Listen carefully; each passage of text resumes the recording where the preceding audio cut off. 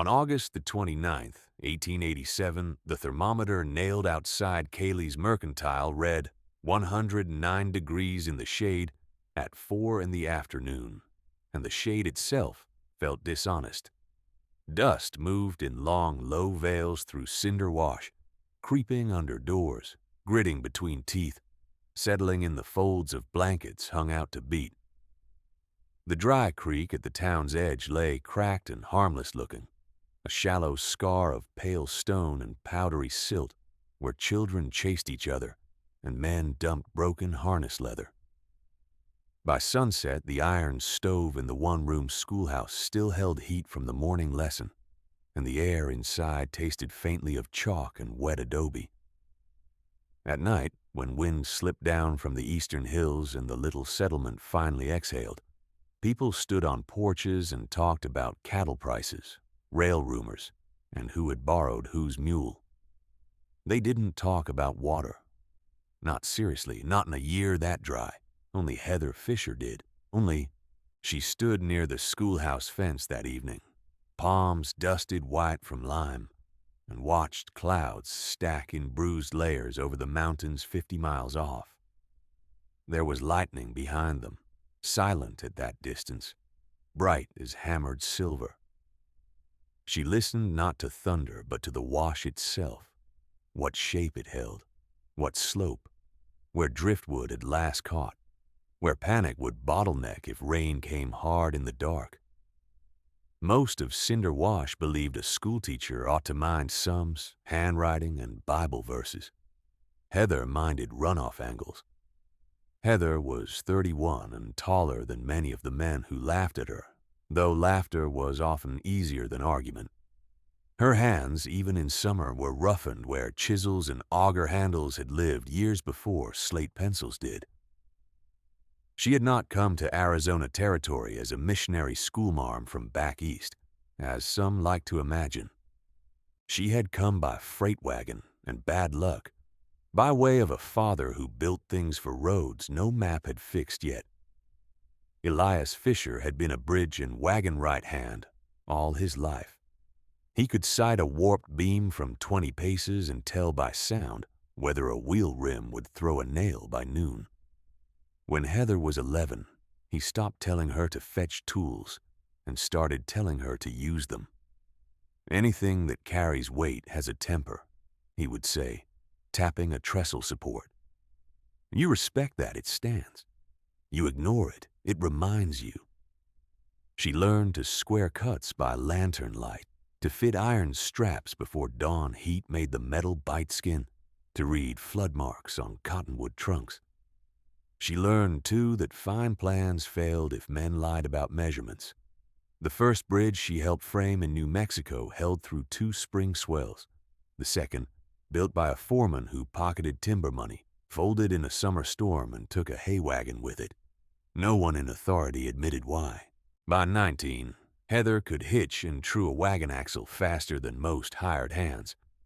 By 22, after fever took her father at a camp near the Gila, she had enough of his trade to keep herself fed, and enough of his caution to distrust any man who called weather acts of God, whenever inspection might have prevented ruin. Teaching came later, almost by accident. A priest in a mining camp asked if she could read. She answered by correcting his ledger arithmetic. 3 weeks after that, she was drilling 10 children on letters with charcoal at a plank table.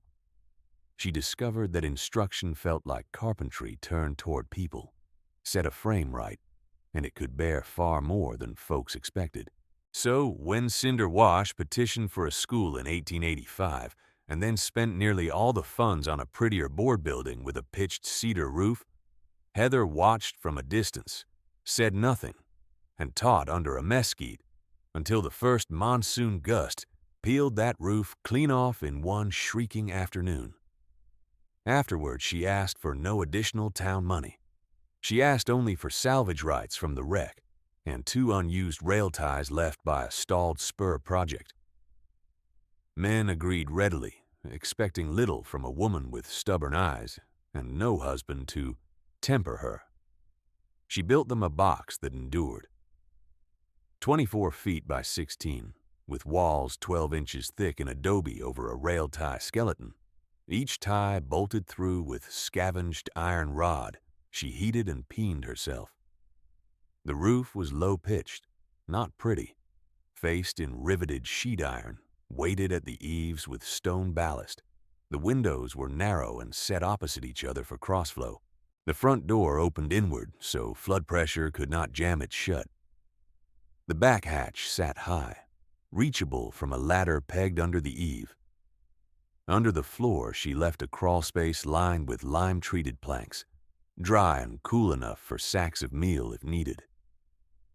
"Looks like a munitions shed," Marshal Dobb had said when she finished. "Good," Heather replied. "Sheds survive." By the spring of '87, 32 children came regular when work allowed.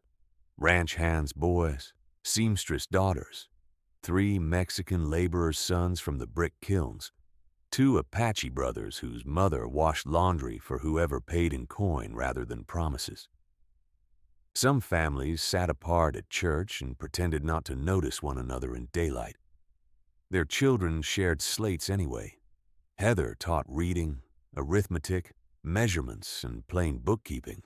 Because debt was often written in better penmanship than mercy, she kept a rack by the door with rope, 2 lanterns, and 3 rolled canvas stretchers nobody had asked for. She made pupils recite not only multiplication tables, but where to meet if caught in dust or darkness. The bell post first, the iron roof second, the old tamarisk if the street vanished. When people heard this, they chuckled. When they saw her marking the dry creek bank with stakes and bits of rag, they mocked openly. "Fortifying against God, are you, schoolmarm?" called Ezra Blaine from his wagon one morning. "Against poor planning," she answered without looking up. That answer circulated all week, repeated in barber chairs and over whiskey as proof of her pride. The project that earned the most laughter began with a notebook and a shovel. Heather measured cinder wash in half hours after class, pacing from the upper bend to the mill race and back with twine stakes and a carpenter's level she had repaired 3 times. She mapped gradients in inches per rod and noted where packed wagon ruts already formed shallow channels toward the school rise, the only broad high ground near the center of town. Then she began work where no one had ordered it. 2 side channels, each 3 feet wide and 18 inches deep at mouth, fanning from the north lane toward a low lot no one used except to dump broken crates. She lined the first 20 feet with riverstone and clay to keep it from collapsing in first flow. She hired the Ramirez twins, age 14, stronger than they looked, for 15 cents each and a noon meal to carry rock in feed sacks. She paid cash because their father had no time for town gossip. She raised the school grain bins on quarried stone piers, 8 blocks per bin, each set with lime mortar, lifting the wood 20 inches above grade so seepage could not spoil stores. She bought 3 extra flour barrels from Kaylee at cost, scraped them clean, and sealed emergency rations inside with slaked lime around the lid seam. Hard biscuit, beans, salt, and 2 tins of quinine wrapped in oilcloth. Total expense in her ledger, $11.40, all from wages she had saved mending harness and teaching evening sums to teamsters. When nails became scarce because merchants had other orders, she visited a blacksmith 2 settlements over and traded drafting help for forged crossbars. Flat iron lengths with hooked ends she could drop into brackets across doors in seconds. She installed them on the school, then on 4 nearby homes whose women asked quiet and paid in eggs, mend work, or nothing at all. She hammered eye bolts into porch posts along School Lane and ran practice rope between them at shoulder height. Children, blindfolded with kerchiefs, learned to move hand over hand from house to house without sight. The game became popular. Parents pretended not to notice what it really was. At a board meeting in June with flies thick on the window screens and sweat rings darkening men's collars, Trustee Silas Rourke watched her present drainage sketches and estimated labor hours. Rourke owned cattle, freight shares, a dry goods store, and half the polite conversation in town. He was broad-faced, careful with words in public, and never seemed to raise his voice unless sure the room already agreed. Heather placed her papers on the table. If we cut a diversion trench here and clear the old washmouth, this ground holds. If not, the lower row floods first. Rourke tapped the map with one thick finger. That acreage is private. It's recorded school reserve and common lane. Recorded where? He smiled thinly. On your own scrap paper? A few men laughed. Others looked down. Heather rolled the map, gathered her notebook, and said only, "On survey filed countyside in '82. "Then by all means," Rourke answered, pleasant as church bells, "let records settle it." They did not settle anything. 3 days later, Heather found the corner survey stakes on school reserve moved in the night, fresh mallet marks still sharp in the dirt. The line now ran crooked, slicing away the exact high ground where her trench would need to open. By week's end, notices appeared at the store offering favorable lease terms on lower lots newly marked for laborer families, land cheap for a reason, close to the channel mouth, debt attached if crops failed. She rode 20 miles to meet the territorial circuit rider and swore affidavits, boundary tampering, coercive leases, trustee conflict. The rider, weary-eyed and polite, promised a hearing date once documents were copied. Heather came back and did the one thing Rourke had not expected. She opened her school at dusk, not for children this time, for parents. By lantern, she taught signatures first, then simple contract terms, term of years, forfeit clause, lien on tools, water rights contingent. She wrote common tricks on the board and made men and women read them aloud until words stopped being magic and became traps you could see. Some came with hats in hand and shame in their posture, embarrassed to admit they could not read what governed their lives. Heather never let mockery breathe in that room. Mistakes were corrected. Pride was not punished. Within 2 weeks, 2 families refused to sign Rourke leases as written. A third demanded a witness line. A foreman threatened to cut their work. Rourke called it theft of proper order. Then, just before the hearing date, wanted sheets appeared in 3 counties and 2 rail depots, posted low and quiet where riders took notice, and decent folk pretended not to. The notice named Heather Fisher as wanted for horse theft and arson, dangerous, evasive, reward offered for delivery, dead or breathing. The warrant number was wrong by 2 digits. Deliberately wrong, she suspected. Wrong enough to cloud jurisdiction, right enough to start trouble. The first men came at dusk in a 2-seat wagon, hard faces under trail hats, one with a split-ear scar, both carrying lawful confidence and unlawful paper. They asked at Cayley's where the schoolmarm boarded. By dark, they had tethered near the dry wash, planning an early snatch before town woke. Heather saw their wheel tracks by moonrise. She did not meet them with a rifle. She brought a wrench. At midnight, she slipped to their wagon while both slept drunk by a dying fire. Block set the rear wheel with a stone, eased out the cotter, and drove the kingpin upward with 3 wrapped hammer strikes. She carried the pin away in her apron pocket. At dawn, when they hitched and urged the team, the front axle separated in the first rut and dropped the tongue hard, pitching both men into dust and profanity. By the time they found her note weighted under the broken yoke, she was teaching penmanship to 11 children. The note read, "Warrant citation given as TC 44-19. Territorial clerk confirms active writ is TC 44-91 and not in my name. You are misled or lying or both. Next time, knock like lawful men and bring proper papers. H. Fisher, schoolteacher.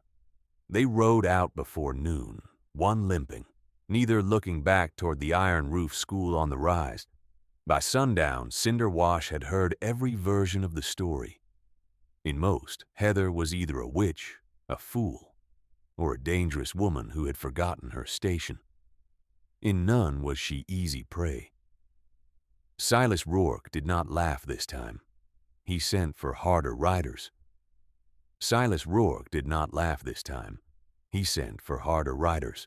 By the next morning, Heather had already added a new column to the chalkboard inside the schoolhouse, under spelling and fractions, drainage, volunteer hours stone, loads delivered water, casks sealed. She taught arithmetic until noon, then turned the older pupils loose on practical sums. If a trench needed to run 140 feet at a fall of 1 inch every 6 feet, what total drop did they need from head to mouth?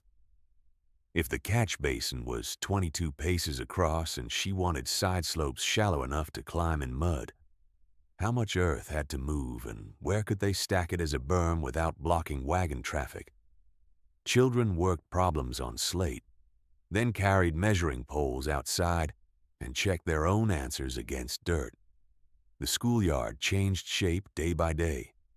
Heather staked a broad oval low point at its center and had it cut down in stepped rings, each ring faced with fist-sized rock tamped into clay. She set the inlet mouths at an angle so flow entered spinning, not hammering straight through, and she left a spill notch on the south edge lined in scrap plank and iron offcuts to resist scour.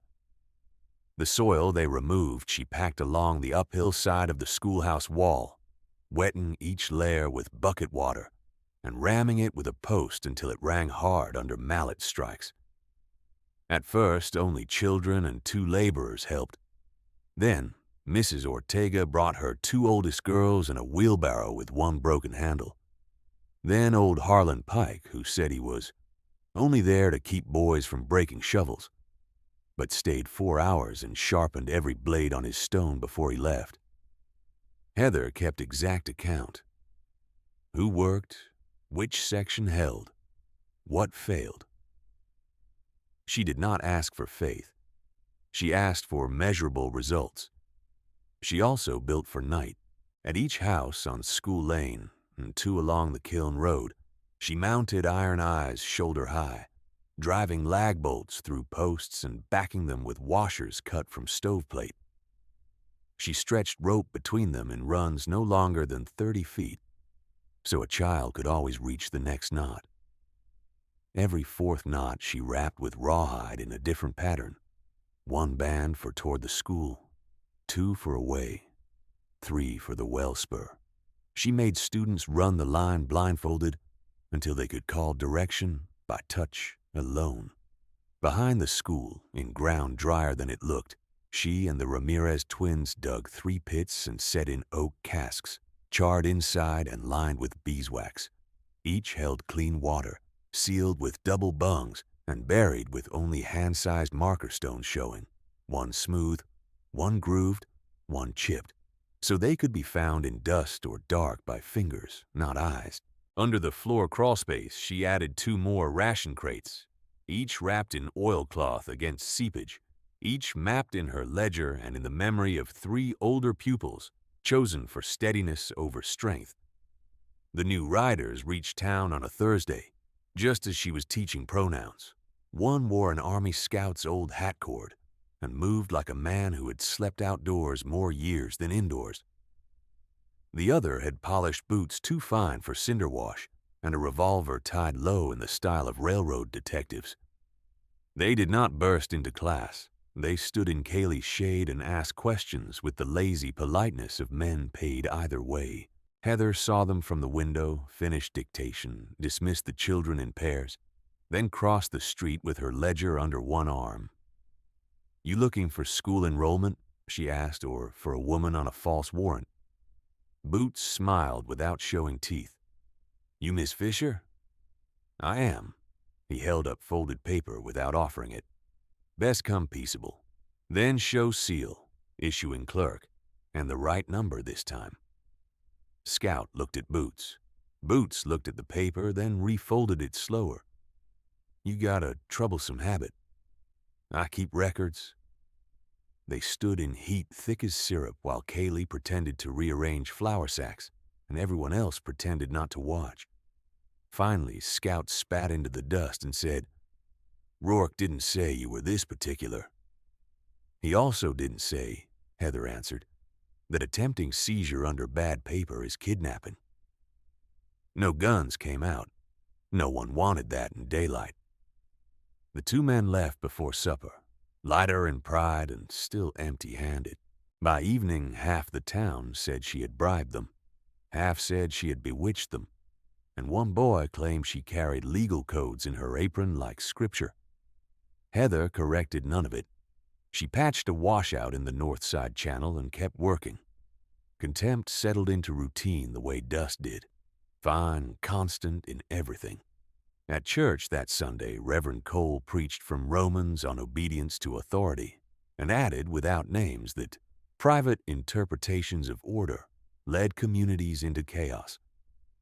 3 women moved their children from Heather's pew and did not meet her eyes.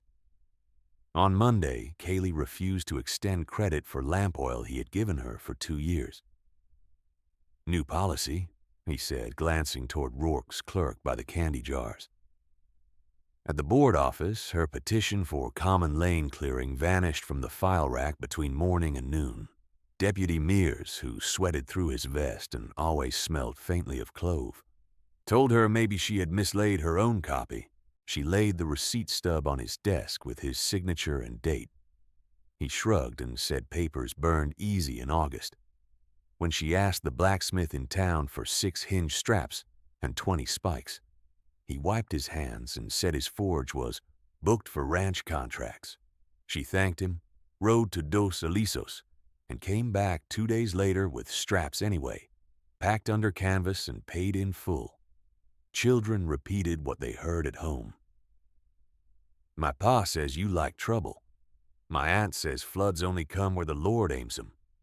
Tommy says you teach Mexicans to sue white men." Heather answered each with the same flat patience. "Bring your pa to evening class, then. Bring your aunt and Tommy, too. We'll read the clauses together." Evening class grew, not quickly, and never with those who mocked loudest, but chairs filled with hands that had signed with X marks too many times. Heather drew sample contracts on the board from memory and had students circle terms that transferred risk, acts of God accepted, tenant liable for drainage loss, wage advances recoverable by lien upon family goods. She made them copy their own names 20 times until muscle remembered what fear forgot. She taught them to ask for duplicate copies and to refuse any agreement not read aloud in a language they understood. One night, a man from the kiln works, shoulders bent from years at the mold table, stayed late turning his hat in both hands.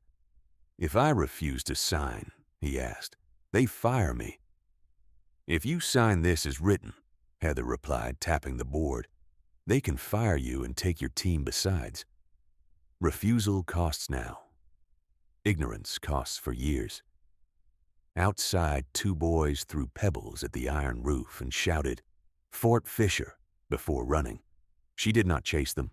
Rourke pressed harder. Merchants who sold her rope found freight delays on their next shipments. Mrs. Ortega's husband was told there'd be no more shifts if his household kept helping rebellion. A rumor spread that Heather intended to claim the schoolhouse as federal ground and evict half the town. Another said she had hidden rifles in the crawlspace and drilled the Apache brothers as sentries. Folks laughed when telling it, but they checked their door latches that night anyway. And still the practical work spread beyond the school. Heather organized Saturday crews by block, rotating so no household lost a full workday every week. She marked each lane with simple stakes painted in tar. Black top for safe rise, white band for low crossing, red slash for no wagon in storm. She convinced Dobb the marshal, after 3 tries and 1 argument measured in inches of probable flood depth, to let her bolt a hand-crank siren bell clapper to the school bell rope so it could be rung in coded intervals without exhausting one person. She tested it once at noon. People cursed the noise. Children repeated the pattern perfectly by supper.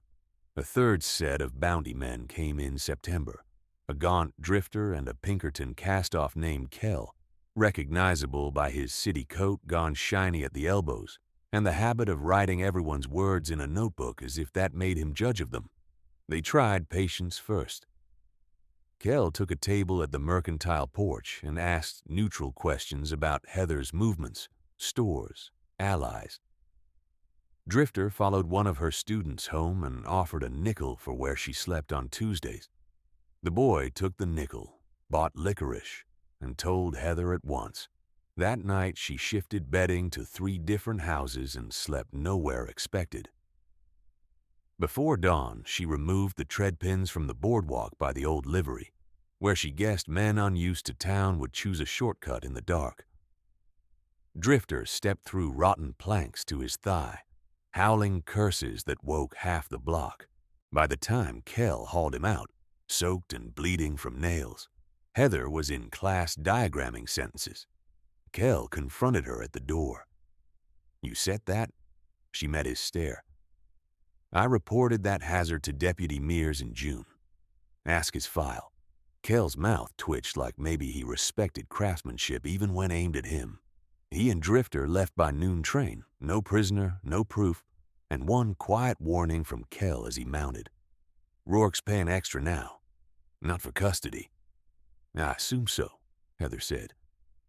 Mockery changed flavor after that. Less laughter, more edge. Men fell silent when she entered rooms. Women who had once traded recipes with her turned away at pumps. The cost of standing near her rose. So did the number who came after dark with questions nobody wanted heard in daylight. By late September, the heat broke wrong. Mornings came with a metallic taste in the air and no breeze to carry it off. Flies vanished for hours, then swarmed all at once. Ant columns climbed porch posts in thick black ropes, carrying white grubs upward instead of deeper underground. Dogs whined at empty arroyo bends and refused to bed in their usual hollows. Heather watched the mountains every afternoon between sums and copywork. A bank of cloud began building beyond the eastern ridges, high, anviled, too dark for its distance, not the scattered monsoon pop-ups folks were used to mocking at.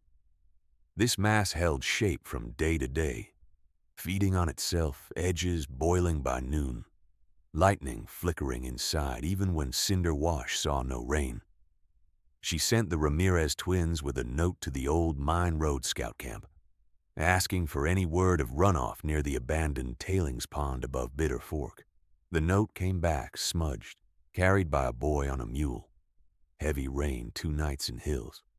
Tailings dam weeping black. No crew posted. Heather read it twice, jaw set, then walked straight to the board office. Rourke was there with 2 foremen and Deputy Mears, boots on the rail discussing cattle transfer schedules. She laid the note on the desk. "Upstream tailings are leaking. If that impoundment slumps, we get slurry flow at night, and no warning but sound." Rourke didn't touch the paper. "You are not a mining inspector. I don't need to be. Your lower corrals and half this town sit in that path. Open the old diversion trench on your east acreage now." "My acreage," he said, "is not your sandbox." Mears added, "No official alert from county." "County is 40 miles and 1 telegraph line away," Heather snapped. "Water doesn't wait for official stationary." Foreman laughed. "Woman sees 2 clouds and wants eminent domain."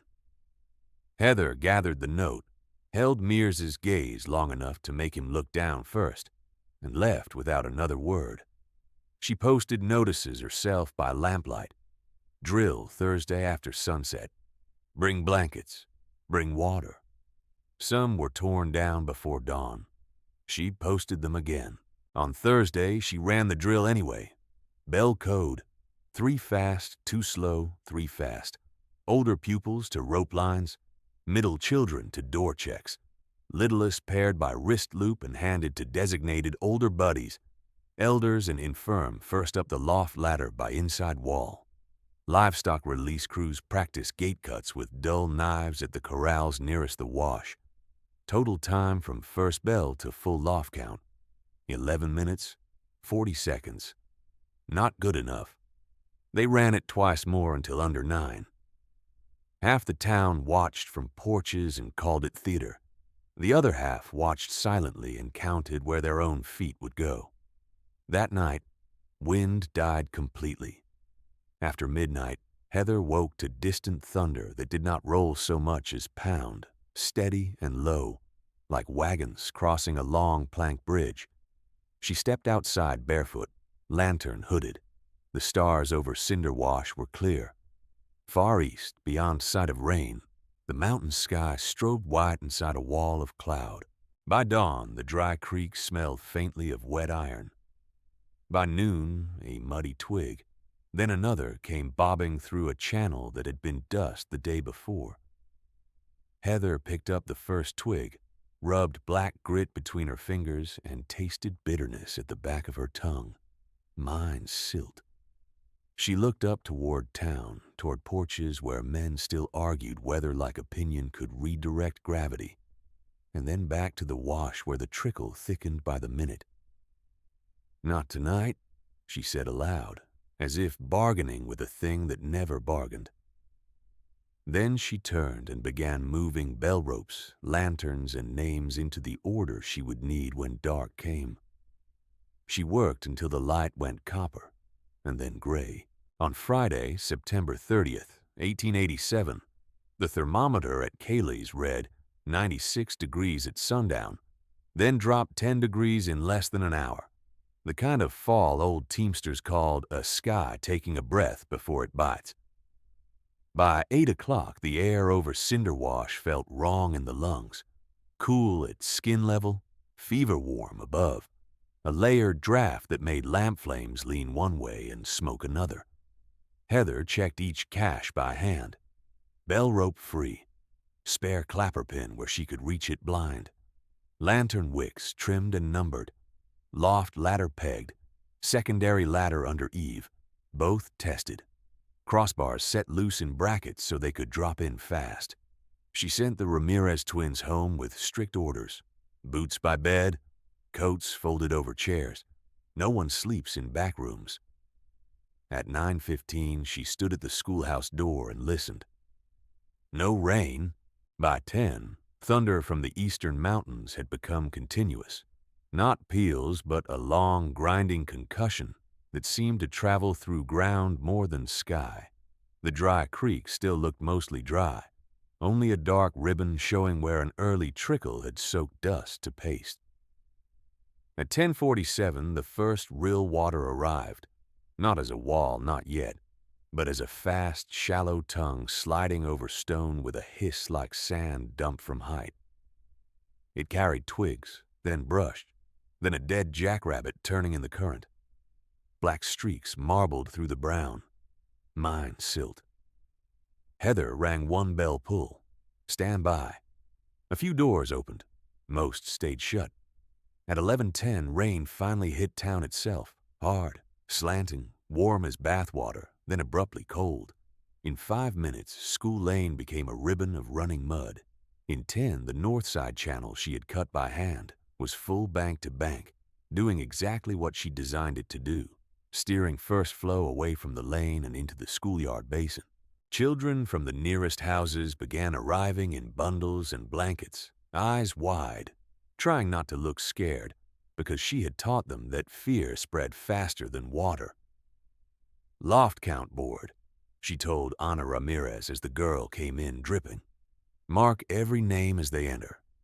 No guesses, no maybe." At 11:26, a sound came up the wash that every person in Cinder Wash would remember to the grave. A low, tearing roar, as if cloth the size of a canyon were being ripped in half. Then the first surge hit. It slammed around the upper bend and into town with logs, tailing sludge, and the sour metal stink of old mine water. The flow rose from ankle to knee to waist in less than 90 seconds at the lower crossing. The footbridge by Rourke's east fence shuddered, bounced once and lost its upstream railing. Adobe walls in the lowest row drank and softened, then began to slump at the corners. A chicken coop lifted whole and spun away like a toy. Heather yanked the bell rope in the full code. 3 fast, 2 slow, 3 fast, over and over until the clapper arm shook. This time the town did not call it theater. People poured into the lane carrying children, sacks, one-handed lanterns, saints' pictures, nothing at all. Rope lines she had drilled for months went taut with hands in darkness and rain. Those lines saved dozens in the first 10 minutes. One snapped near Ortega's porch when a mule tangled in it, and 3 boys hit water before Tomas Ortega caught 2 by collars and the third by wrist. At Rourke's lower corrals, fence posts popped one after another like gunshots. Cattle bawled and then vanished into spray. 2 hired men tried to swing a gate against current and were pinned until the gate tore free and took them with it. Up on higher ground, where Rourke's big house sat with lamps lit in every window, silhouettes ran room to room, but no one came down yet. Pride still delayed some feet, even with flood at their knees. Heather's basin took the first overload exactly as planned. Water spiraled in, bled over the spill notch, and spared the school foundation from direct hammering. Then, a telegraph pole fragment, carried in from somewhere upstream, slammed into the inlet stones and lodged crosswise. Within minutes, debris stacked behind it. Brush, boards, a dead pig, a mattress, turning controlled flow into a spreading fan that started eating at the berm shoulder. "Pike!" Heather shouted through rain. "Pole and 4 hands. Clear that choke." Old Harlan Pike, 70 if a day and mean to every shovel ever made, answered with a curse and a nod. He and 3 men waded out chest-deep tied to a waist rope, levering debris loose with a fence rail, while current tried to spin them under. They cleared enough for flow to bite again, but not enough to trust for long. At midnight exactly, lightning hit somewhere close enough to flatten sound. For one white second, all of Cinder Wash stood in negative. Roofs, bodies, wagons, rain like wire. Then dark swallowed everything but lantern smears and the bell.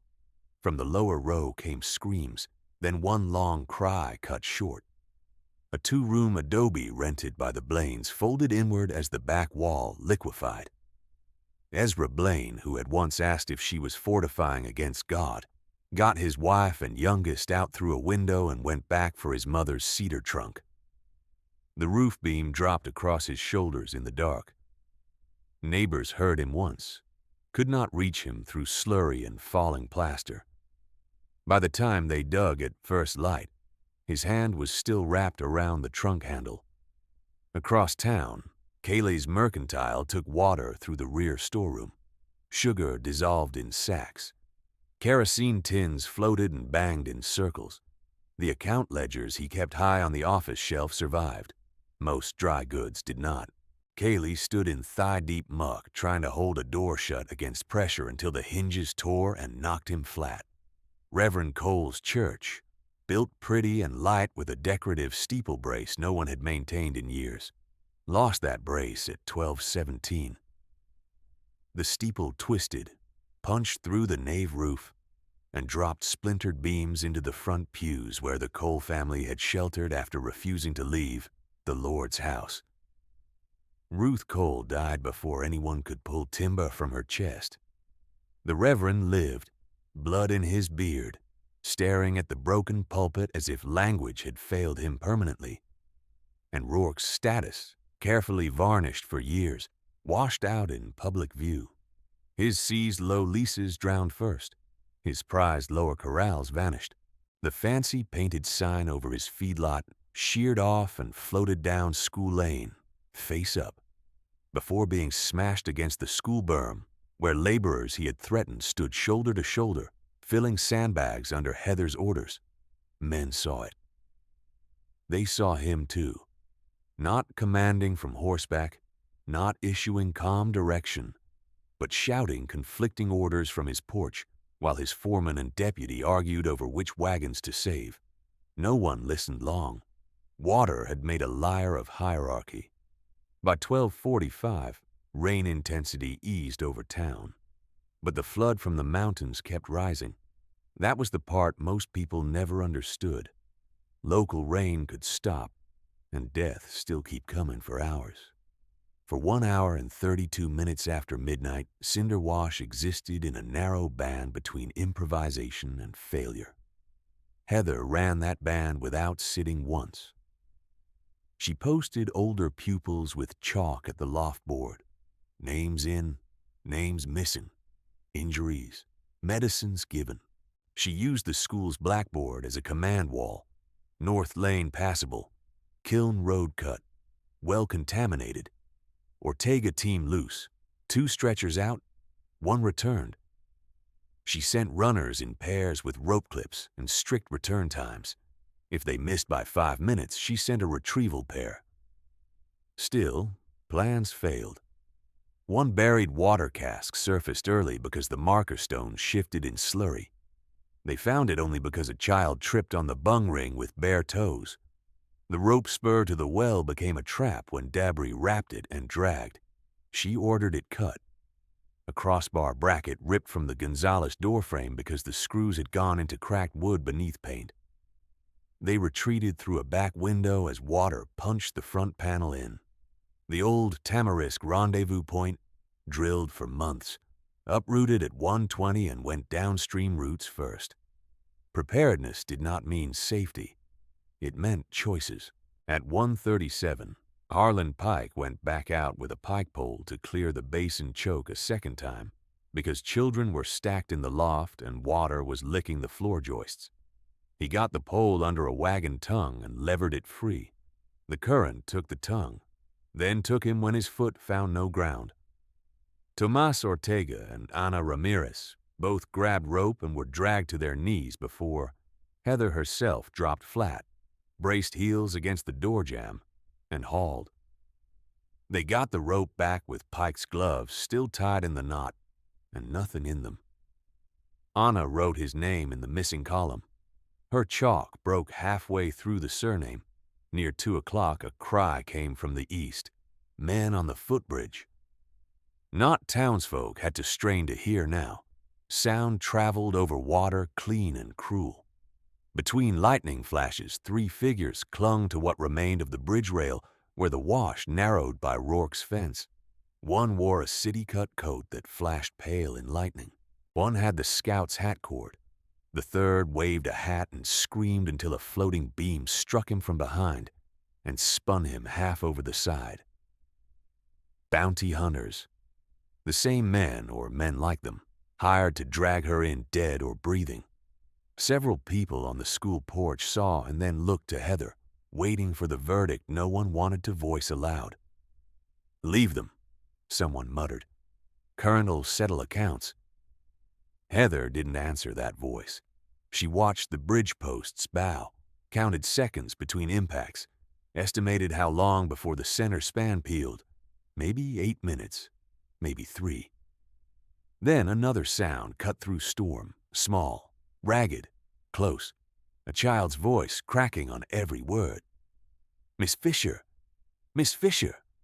A boy stumbled up the berm from the east lane, maybe 10, soaked to the skin, 1 boot gone, face striped with mud and tears.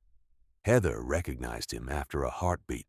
Luis, stable boy from Rourke's lower place, the one who swept feed alleys and whistled off key at noon.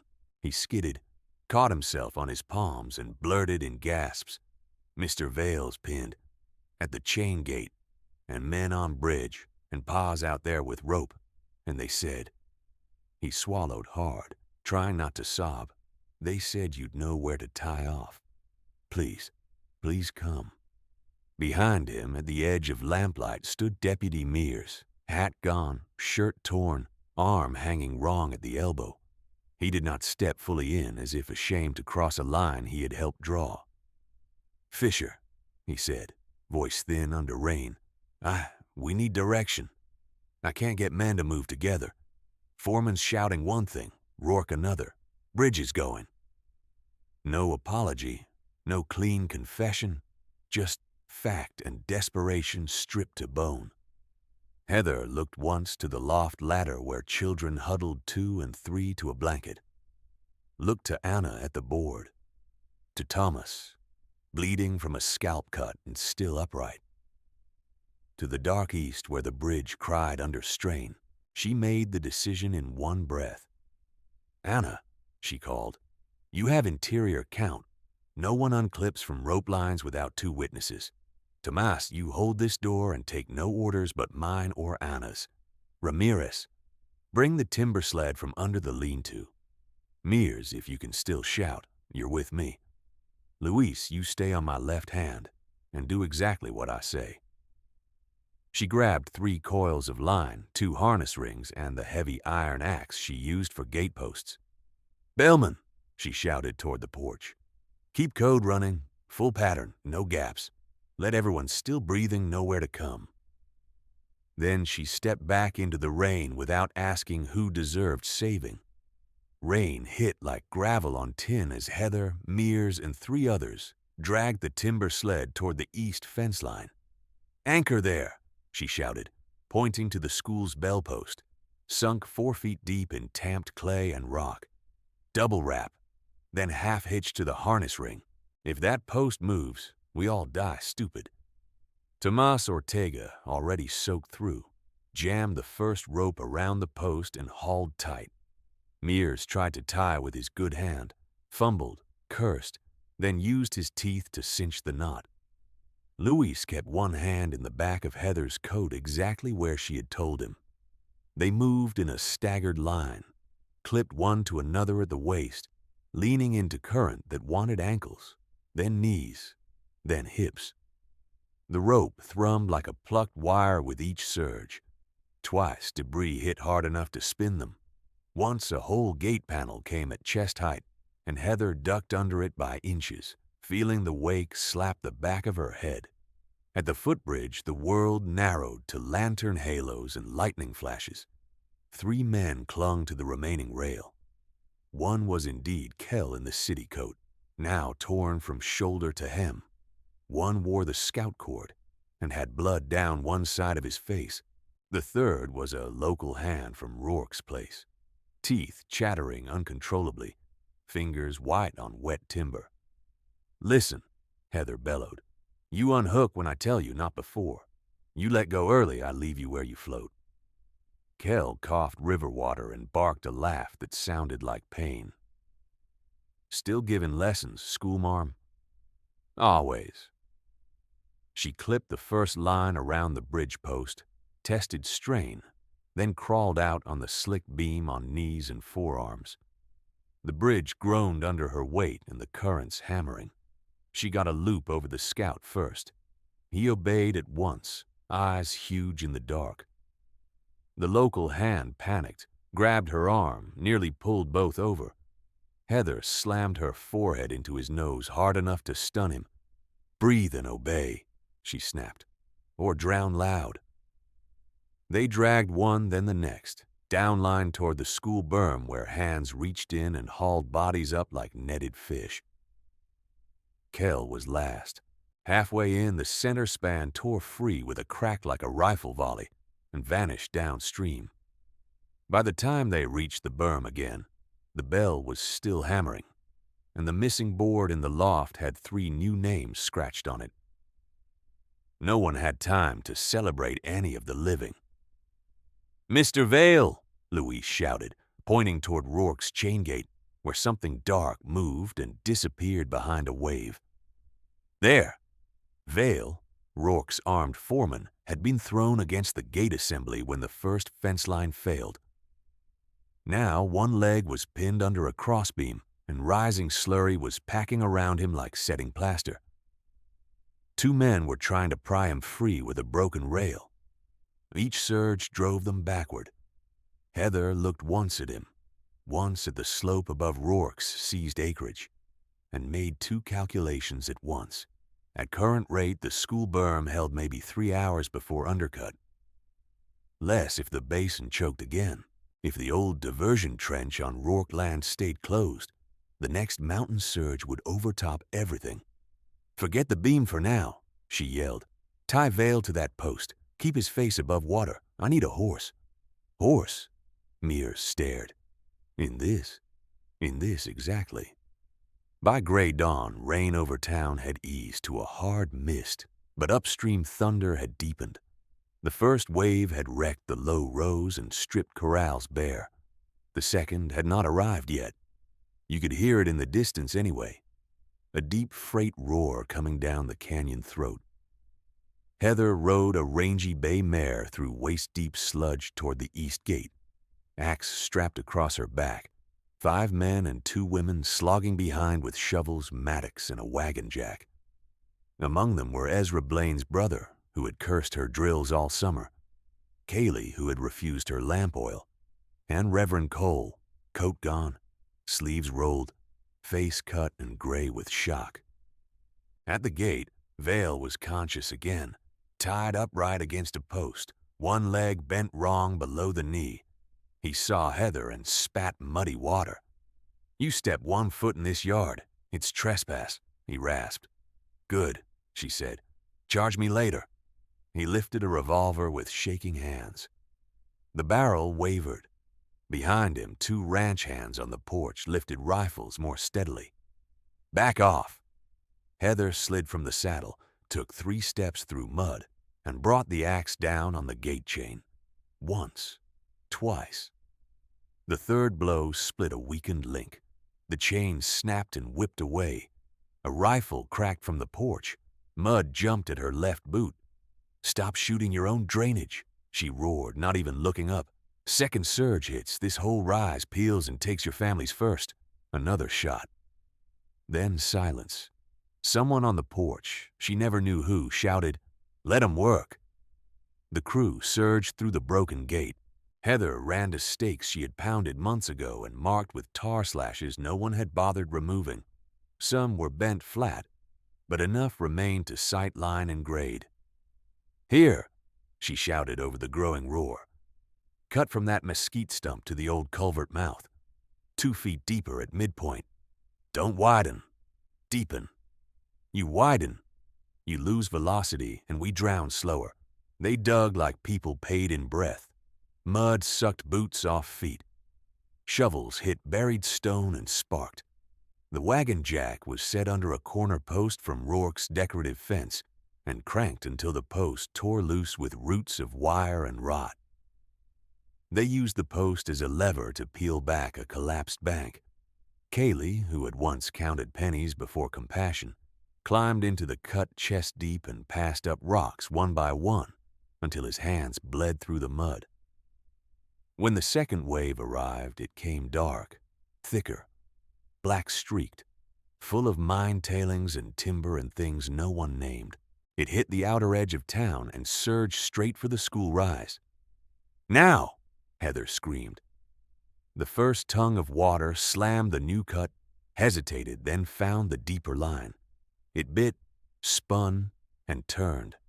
Half the flow peeled east through the reopened trench, carving hard along the path she had staked all summer while men mocked her. The school berm shook but held. On the hill above, 200 people packed in and around the iron-roofed schoolhouse heard the pitch of the flood change and understood they were still alive because a woman with an axe had ignored property lines. By noon, the water had dropped from murderous to merely ruinous. People began to emerge from wherever they had clung. Lofts, roofs, wagons, church rubble, cottonwoods. The dead were counted in whispers, then in chalk. At Rourke's store, a wall had slumped inward, dropping stacked feed beams into the cellar stair. Someone heard knocking below. Men pried boards aside and found Silas Rourke trapped under a crossbeam across his pelvis, face white as lard, one hand crushed. A murmur moved through the crowd around the hole, not loud, not kind. "Leave him," someone said. "He left us. He bought warrants." Heather arrived splattered to the shoulder in tailings mud, took one look and said, "Lift on 3." No one moved. She looked up, eyes flat as hammered iron. "Any man here think vengeance will rebuild his roof by Tuesday?" Still silence. Then Kell, coughing, wrapped in a blanket borrowed from the school supplies, stepped forward and set his shoulder to the beam. Scout followed. Tomas joined. Then Kaylee. Then Reverend Cole. On 3, they lifted enough to drag Rourke clear. He screamed once, then fainted. Heather knelt, checked his pulse, and ordered, "Splint the hand. Keep him warm. He testifies alive." Inside the schoolhouse, the air smelled of wet wool, kerosene, and humanity packed too close. Heather opened the crawlspace herself and hauled up the lime-sealed ration crates she had been mocked for storing. Beans, hard biscuit, salt, quinine wrapped dry in oilcloth. She broke wax seals on buried casks and passed cups by count, not by status. Children first, then elders, then anyone working recovery crews. "Small sips," she said, moving down the line. "You drink too fast on shock, you vomit and lose more." No one laughed at her now. She used the blackboard for triage lessons between spooning broth into hands. If skin's cold and gray, blankets and body heat, not whiskey. If they swallowed floodwater and start shaking, keep them upright. If a cut touched tailings muck, boil cloth before dressing. Ana Ramirez and the 2 Apache brothers repeated instructions to anyone who came in late, in English and Spanish and halting trade Apache. The room became classroom again without ceasing to be a shelter. Around them, expensive things had failed loudly. The church steeple had splintered. Rourke's painted feed sign lay in 2 pieces. Kaylee's display cabinets had floated out broken into the lane. But Heather's ugly roof still rang steady under rain. Her low door still opened. Her crossbars still held. Her bins stood above seep. At dusk, when a fight nearly broke out over 2 blankets, Heather ended it by assigning both men to latrine trench duty behind the berm and putting the blankets over a fevered child instead. Nobody argued the ruling. Near midnight, she found Luis curled by the bellpost, shivering under a horse blanket too big for him. "You did well," she told him. He nodded without opening his eyes. "Pa made it." He made it. And Mr. Vale also made it. Luis frowned as if that answer was complicated. Even him? Even him? 3 days later, with mud still knee-deep in places and graves newly mounded on the south rise, the town gathered in the schoolhouse for names and accounts. Not a church service. Not yet a reckoning. Heather stood by the board with ledgers open. Mears sat near the door with his arm in a splint and a face like old paper. Rourke lay on a cot at the back, feverish, ribs bound, watched by a doctor from Dos Alisos and 2 men who were there as guards as much as helpers. Reverend Cole rose first, voice rough from grief. "Before we begin, I have something to say." He turned toward Heather, then to the room. "I preached obedience while this woman preached preparation. My wife is dead, and I will not blame God for my arrogance. I mocked what would have saved us sooner." No one moved. Rain tapped the iron roof lightly now, almost polite. Kaylee stood next, hat crushed in his hands. I cut her credit on Rourke's hint. Then I drank her stored water to stay alive. My account books can wait. Debts owed for food and lamp oil from this week are forgiven. Put it in writing, Mears. A murmur, surprised, skeptical, then approving. From the back, one of Rourke's ranch hands spoke without rising. "I fired from that porch when she cut the gate chain. Missed on purpose, second shot." He swallowed. "First one wasn't on purpose. Could have killed her. I'll answer for that." Heather wrote his name in a separate column. Armed interference, then beside it, labor credited reopening trench. Mears cleared his throat. I lost petitions. No one needed detail. I delayed filings I was paid to delay. I can sign statement to that. Under oath. He looked straight at Heather when he said it. It was the closest thing to apology he had likely ever offered in public life. Then Kell rose, blanket around his shoulders like a shawl, notebook in hand even now. I was hired to take Fisher in, he said. First as warrant pickup, then as discretionary force. He opened the notebook, read the date. Payment instruction from Silas Rourke's clerk, witnessed by me and 1H. Vale, extra $50 for proof she could not appear at territorial hearing. Exact wording, no testimony, no trouble. The room inhaled as one body. On the cot, Rourke tried to sit, failed and hissed, "Liar." Kell held up the page. Rain had blurred one corner, but ink remained legible. "You can call me many things, sir. That is not one." Heather did not look at Rourke. She looked at the room and said, "We will carry statements to the reconvened hearing in 4 days. Anyone swearing testimony does so cleanly. No embellishment, no revenge embroidery. Facts only. If you lie for me, you're no better than those who lied against me."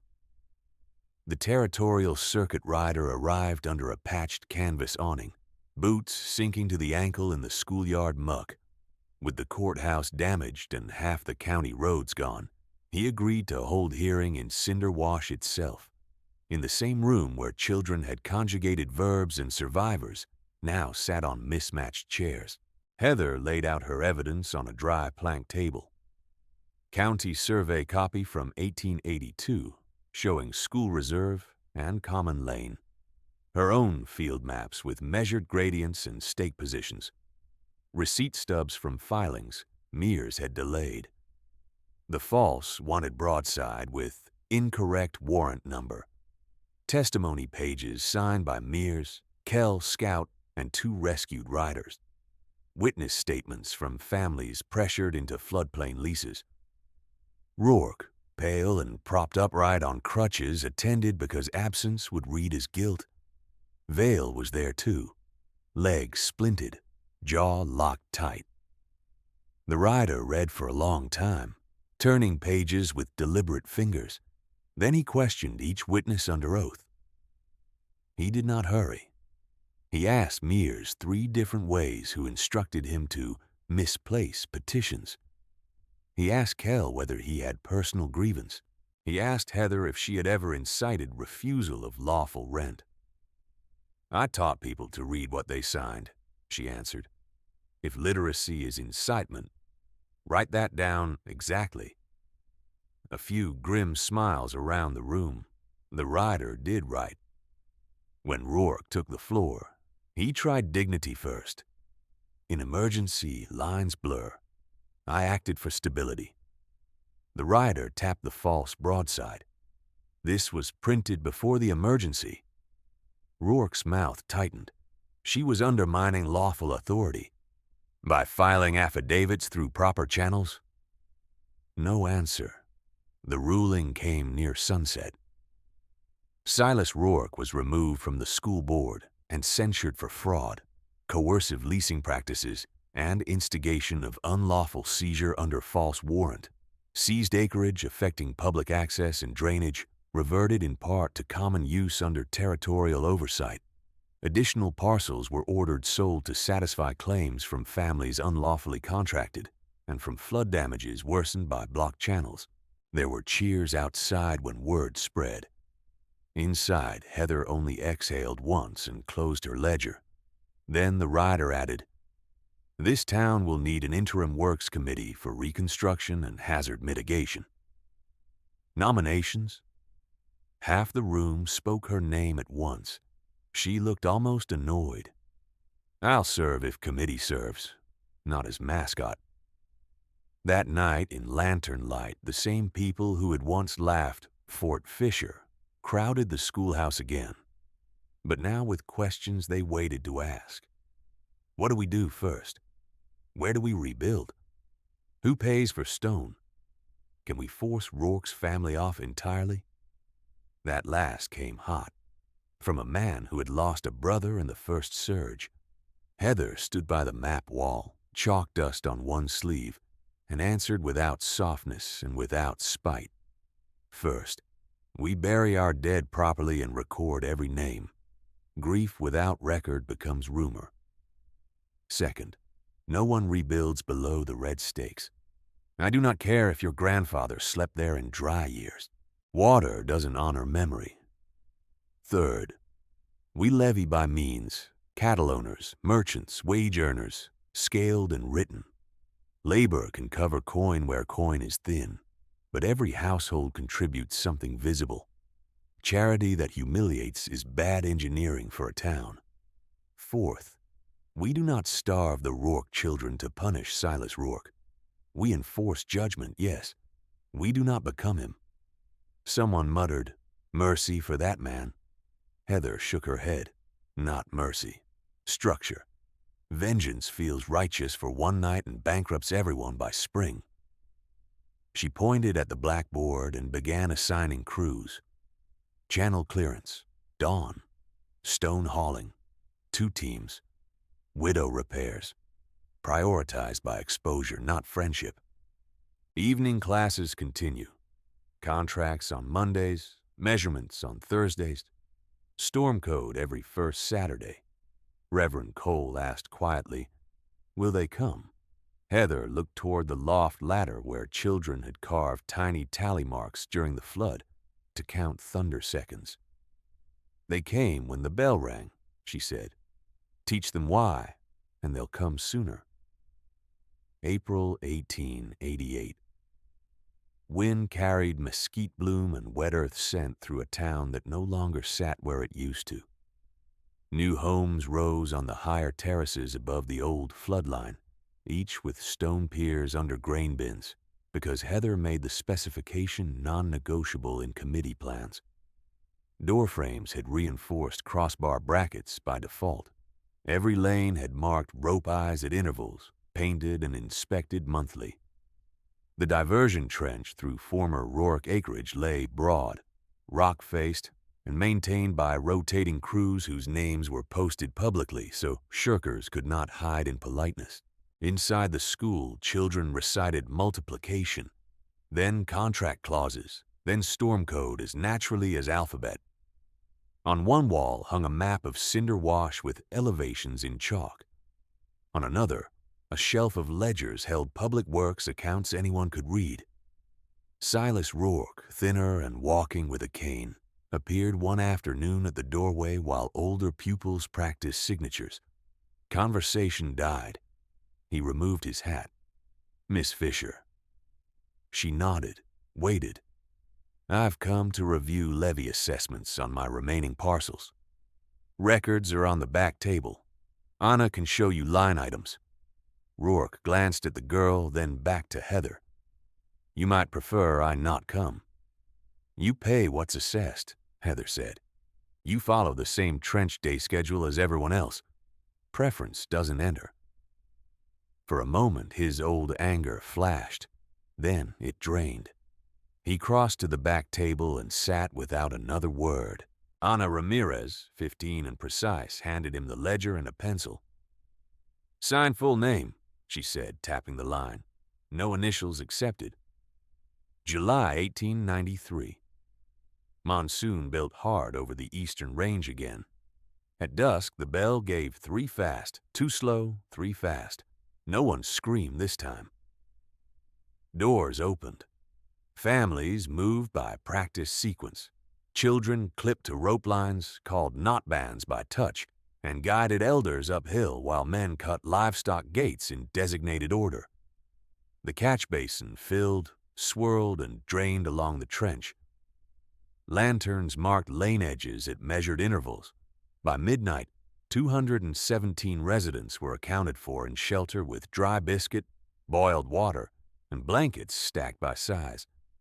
In the loft, a new boy asked Anna, now assistant teacher, if the storm drills were always this boring. She smiled. "Boring is what success feels like." October 1911. A rail spur finally reached within 6 miles of Cinder Wash. Strangers came through, looked at the iron-roofed schoolhouse still standing, and asked why a building that ugly kept getting whitewashed and repaired when prettier structures had gone up around it. By then, Heather's hair had gone iron gray to match the roof she once riveted herself. Her hands still bore the old calluses. On dedication day for the expanded school wing, townspeople gathered under cottonwood shade, while children in clean collars fidgeted with polished shoes. A mason set a new lintel stone over the original doorway, carved with simple letters: Fisher School. Measure twice. Save all Reverend Cole's successor offered a blessing, brief and practical. Then Anna, now head teacher Ramirez, rang the bell code once, ceremonially, and every child answered the pattern from memory before the echo died. A visitor from Tucson asked Heather, "You the one they hired bounty hunters for?" Heather glanced at the children, at the rope eyes still set along the lane, at the public ledger case mounted by the door, where anyone could inspect levy expenditures and drainage schedules. "They didn't hire hunters to silence a schoolteacher," she said. "They hired them to keep people ignorant." She watched Luis, grown, broad-shouldered, now foreman of the channel crews, lift his daughter so she could touch the carved lintel with her fingertips. "They failed," Heather added. When the afternoon wind came up, it rattled mesquite leaves and hummed across the iron roof, the same old sound, steady as a held note. No one in Cinder Wash laughed at preparedness anymore. They called it curriculum. They called it duty. And when storms gathered black over the mountains, they did what she had taught them from the beginning. Read the signs. Share the work. Ring the bell before it is too late.